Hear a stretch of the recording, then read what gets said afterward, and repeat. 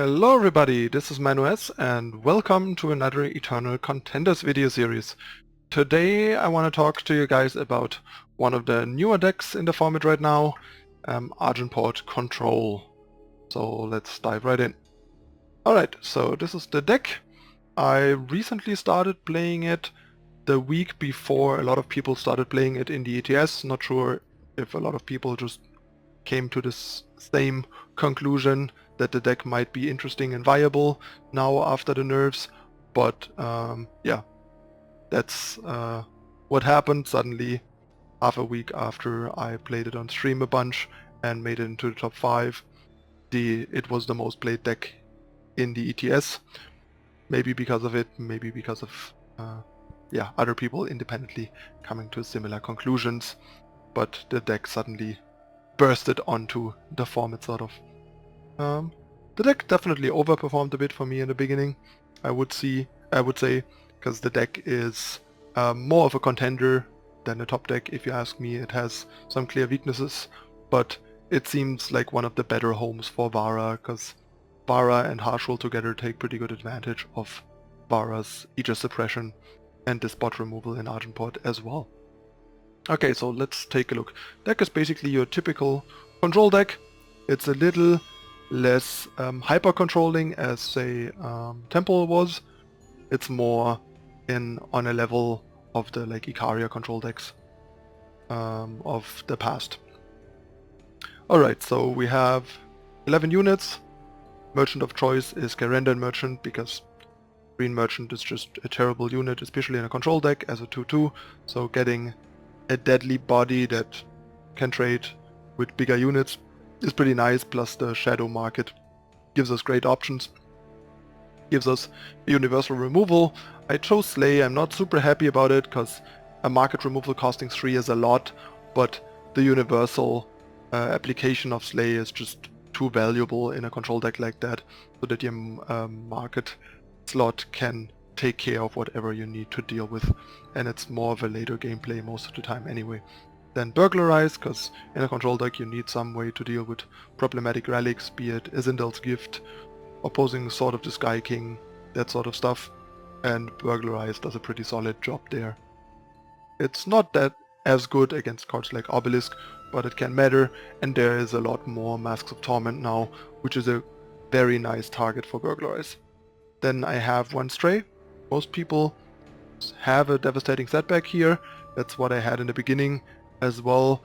But the thing is, you kind of want a way to deal with Dawnwalkers. They are not as popular anymore, but you still want to be like kind of prepared for them and not completely lose to them. Plus the Stray minus can also matter against other recursion effects like Scream decks and stuff. So it's pretty decent, and it gives you basically virtually 8 harsh roll effects against decks with smaller units, which is quite nice, and a way here to deal with Dawnwalkers, which seemed pretty important to me. And this seems like the best way. Steward of the past is just too hit or miss. The Dawnwalkers need to be in a void, and often they need to be in a void for one turn cycle, which often doesn't happen because you kill them, then they put them back in play, and then you have this Steward that doesn't do anything. Then we have one Tavrod. In the beginning I tried like a Macto here and just had Tavrod main, because more Tavrods in the main means better hits for the other Tavrods, but in the end Macto is not that great, and especially in more proactive games, having a Tavrod on curve on turn 5 is pretty good, because he's still pretty hard to answer for a lot of decks, and he stabilizes you, he generates card advantage, he generates pressure, he does a lot of good things, so he seems like a solid choice for the market. And then we have Isindel's Gift as sort of the anti-control and slow mid-range card, and the trump pick for Merchant. And of course we have for Vara as a threat, as a stabilizer, and as a way to fight each mass Aegis from various decks, especially Combrei-based decks. And the other 3 Tavrods, of course, because that's kind of one of the main threats and advantage engines in the deck with the relic weapons. Then we have a couple of attachments. For wanted poster, sort of the Wisdom of the Elders of Justice non-primal control decks.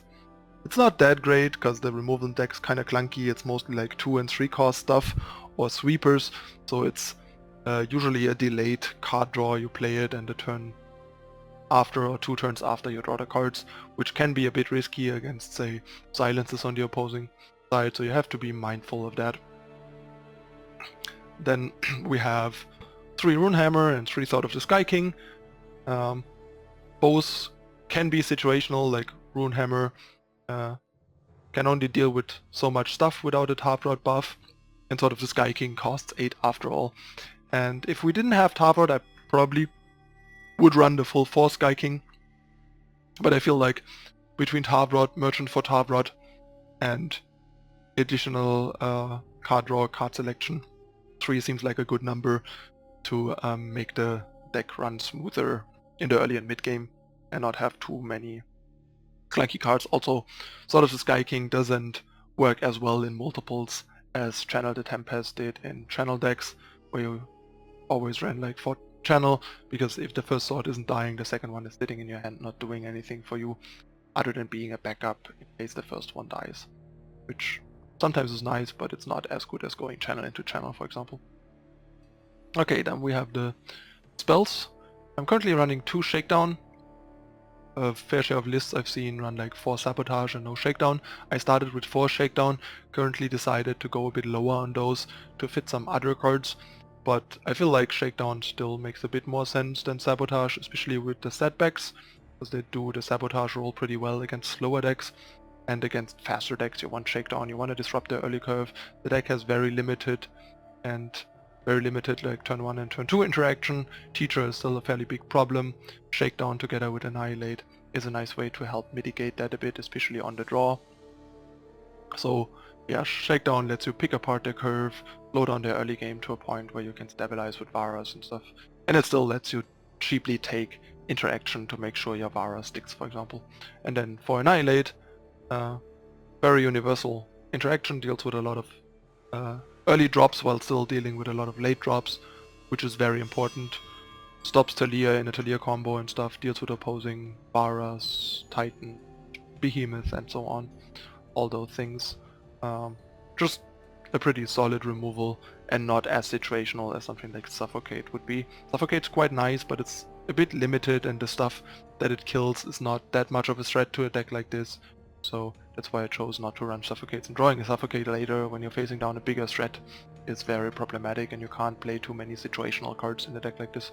Then I run 4 Cull the deck, something that other lists seem not to do. I don't know why. Just you want to get every card selection and card draw that you can get in a deck like this when you already have so few options and a fair share of situational cards.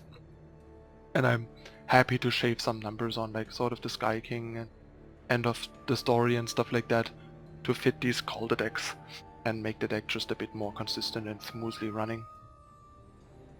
Then, of course, for Vara's favor as part of the power base, but also great early removal against more aggressive decks and utility units like Accelerants, Trail Maker, Initiate, Oni Ronins, all that sort of stuff. Just still a fair share of stuff to kill, and sometimes you can pop an Aegis or pop a Face Aegis for your discard spells when you don't have a Vara. And then for Setback, since I don't have one in the market, and the card is just a very welcome double duty type of deal, where it helps against your weaker matchups like aggressive Scream decks and Skycrack and that sort of stuff, or Praxis tokens, low to the ground, go white stuff, while still providing with utility against control decks, so never really being a blank, which is great. 3 Privilege of Rank to make sure we hit our 8 power, also additional hits for Tavrod, which is great, and just some card advantage as well. 3 Slay, because we have the 4th in the market. 4 Harshul and 1 End of the Story as additional sweeper. Multiples can be nice because they can be free, but if they're not free, they're not that great, because you only really get value out of sweeping the board so often, and when you use a sweeper as a 5 or 6 cost single target removal, it's not that great. And yeah, I rather fit Cull the deck than play more of these cards.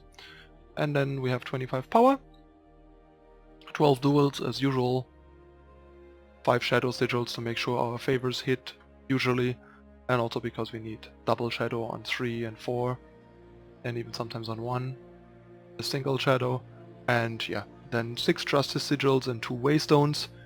It might be better to run 7 Justice Sigils and 1 Waystone with the privileges and Tavrod randomly milling you and stuff, but for now I think 6 and 2 is fine.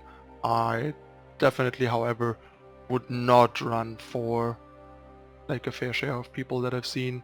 The card just doesn't do enough for how much it slows down your seeds and might fuck over your second privilege that you run or whatever, because you have a Justice Sigil heavy draw. They usually have like 4 or 5 Justice Sigils and all this, and that's just not enough to support 3 privilege in my opinion. And yeah, we already talked about the market. That's the deck. The appeal of the deck, I think, is the synergy between the spot removal and the sweepers together with Vara, the power of Tavrod and sort of the Sky King, and just very smooth and consistent power development.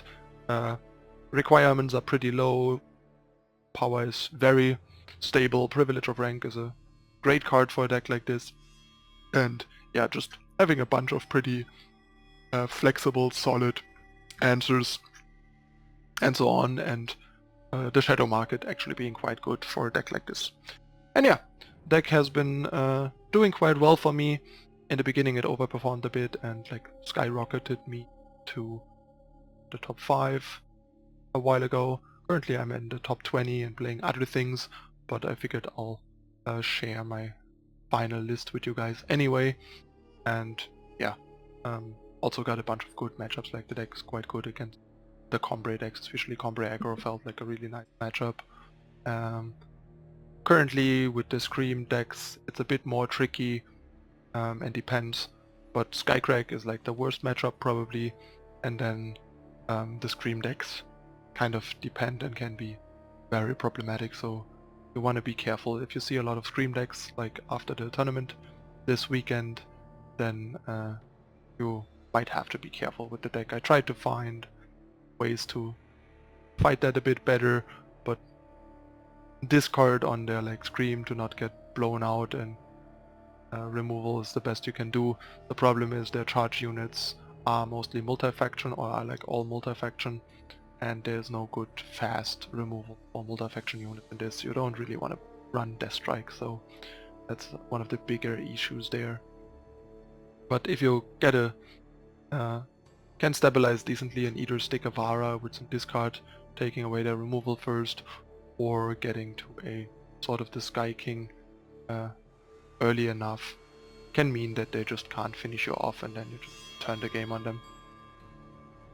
Alright, that's the deck list. As usual, gonna hop into some games in High Masters, like I said, currently top 20, and gem some games and see how we're doing. So before we do that, please hit the subscribe button, like down here, or here. If you haven't yet, turn on notification icon to not miss out on future content. Also follow me on social media, and if you want to further support us, please consider whitelisting eternaltitans.com and YouTube to let the ads run and support us with ads.